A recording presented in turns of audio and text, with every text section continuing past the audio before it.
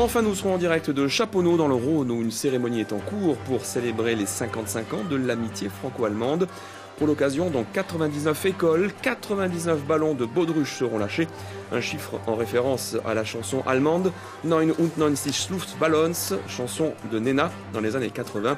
On en parlera avec l'initiateur de ce projet dans un instant. Dans l'actualité de ce 22 janvier, c'est l'anniversaire ce jour de l'amitié franco-allemande, une amitié scellée en 1963 par le général de Gaulle et le chancelier Adenauer. Un anniversaire fêté aujourd'hui dans plusieurs écoles, collèges et lycées de l'Académie de Lyon. Et pour en parler avec nous, on retrouve en direct de l'école Françoise Dolto de Chaponneau, l'initiateur de cette fête, Patrick Stéphane Reinertz. Bonjour. Pour l'occasion, 99 ballons de baudruche ont été lâchés, 99. Ce n'est pas vraiment un chiffre au hasard puisque c'est en référence à une chanson allemande des années 80 dont je pense tout le monde se souvient des deux côtés du Rhin. C'était une chanson de Nena. C'est cela, monsieur Stéphane Reinert?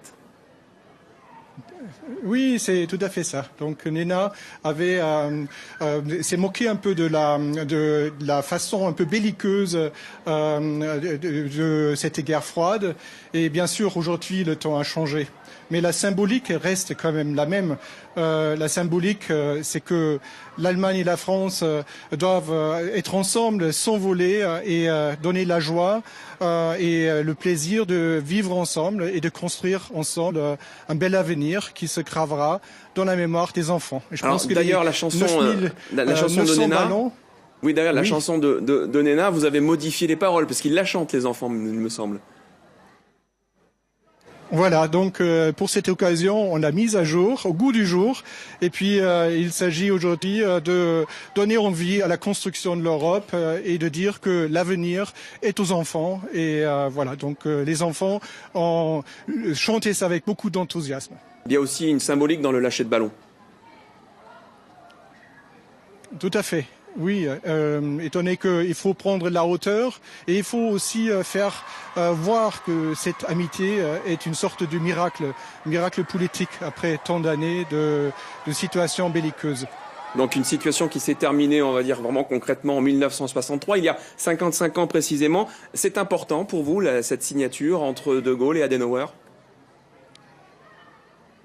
Vous voyez, toutes les générations avant moi ont souffert, et depuis l'héritage de Charlemagne, ont souffert de ce clivage et ces disputes de pouvoir et de territoire entre la France et l'Allemagne. Voilà, donc c'est une grande chance de vivre aujourd'hui depuis tellement d'années dans un monde et dans une Europe pacifiée.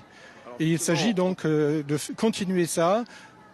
Justement, en parlant de l'Europe, on parle beaucoup du couple franco-allemand comme locomotive pour l'Europe. Malgré l'euroscepticisme ambiant, vous y croyez toujours?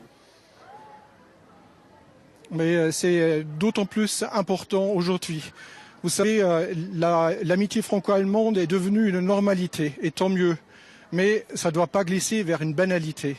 C'est pour ça qu'il est extrêmement important de faire revivre ce miracle politique, de le revivre par des actes, par des initiatives multiples et d'en parler surtout à nos enfants.